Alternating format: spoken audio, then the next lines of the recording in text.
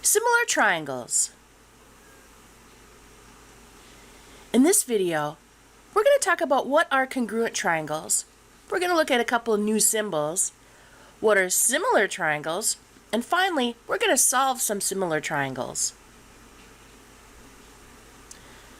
So what are congruent triangles? Congruent triangles have the same shape and the same size. So here's an example of two congruent triangles. Corresponding angles are congruent. That means they have the same measure.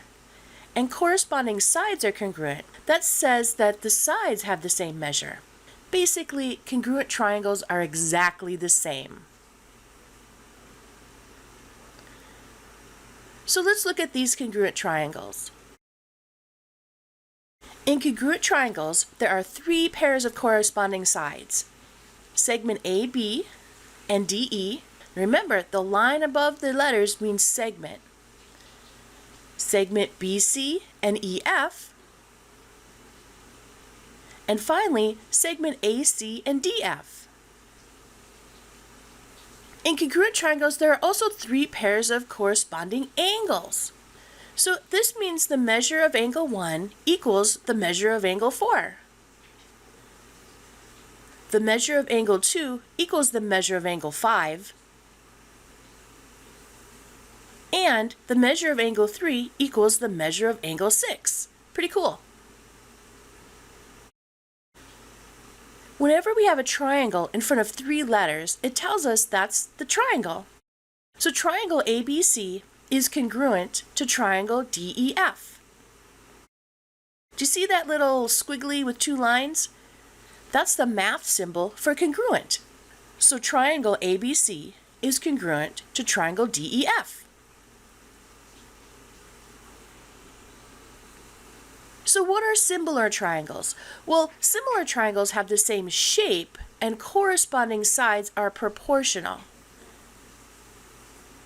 So here's an example of similar triangles.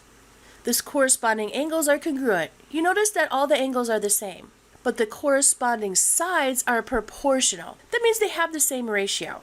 Let me show you what I mean. So what does it mean to have the same ratio? Well, let's look at the big triangle and the little triangle. 4 in the big triangle is the same as 2 in the little triangle. And 8 in the big triangle is the same as 4 in the little triangle. And finally, 12 in the big triangle is the same as 6 in the little triangle. Hopefully you notice that each of these, when they're reduced, gives us 2 over 1, or just 2. That's what it means to have the same ratio. Basically, they reduce to the same fraction. So we're going to use what we know about their ratios to find the missing side. First, let's solve for that x. Once again, we're going to take the big triangle over the little triangle. So we're going to take 12 in the big triangle and 4 in the little triangle. And that's going to equal 18 in the big triangle and x in the little triangle. We're going to cross multiply. So we're going to take 12 times x equals 4 times 18. Well, 4 times 18 is 72. But now we want to get x by itself. So the opposite of multiplying is dividing. And we're going to divide by whatever is in front of the variable. In this case, we divide by 12. Why? Well, 12 over 12 reduces to 1. And it leaves us with x. And it turns out 72 divided by 12 is 6. So x equals 6. Great! Well, now that we know x is 6, let's solve for y. We're going to do the same thing. We're going to look at the big triangle and the little triangle. I like to keep using the sides that we already know. So I'm going to use 12 to 4. You can use 18 to 6 if you want. So 12 is to 4, or 12 in the big triangle, 4 in the little triangle, equals 15 in the big triangle to y in the little triangle. We're going to cross multiply. So 12 times y equals 4 times 15. So 12y equals 60, because 4 times 15 is 60. But once again, we want to find y. So the opposite of multiplying is dividing. What am I going to divide by? Well, whatever's hooked to the y. whatever's hooked to our variable. The reason I divide by 12 is that 12 over 12 becomes 1. Turns out that y is 60 divided by 12, which is 5. Perfect. This time we want to solve for the height of this tree. And we have this little guy here, and he's going to help us. We need two triangles. And we're going to talk about the big triangle and the little triangle still. So how do I know it's 12 feet? Because the tree makes a shadow.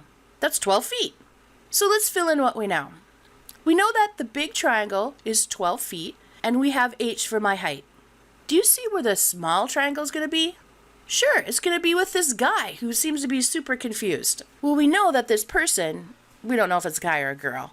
This person looks confused, so we'll say it's a guy. Anyway, this person is 5 feet tall and casts a shadow of 3 feet. So let's fill in what we know. So 12 will be to 3 as the height is to 5. Now we get to solve. Now this is where I give it away a little bit, but that's okay. We're going to take 12 times 5 equals 3 times h. Well, 12 times 5 is 60. We need to get h by itself. So the opposite of multiplying is dividing. We're always going to divide by whatever is hooked to the h, or the variable. Why do I do that? Because 3 divided by 3 is 1. So it turns out the height of our tree is 20 feet. So thanks for watching, and don't forget to practice.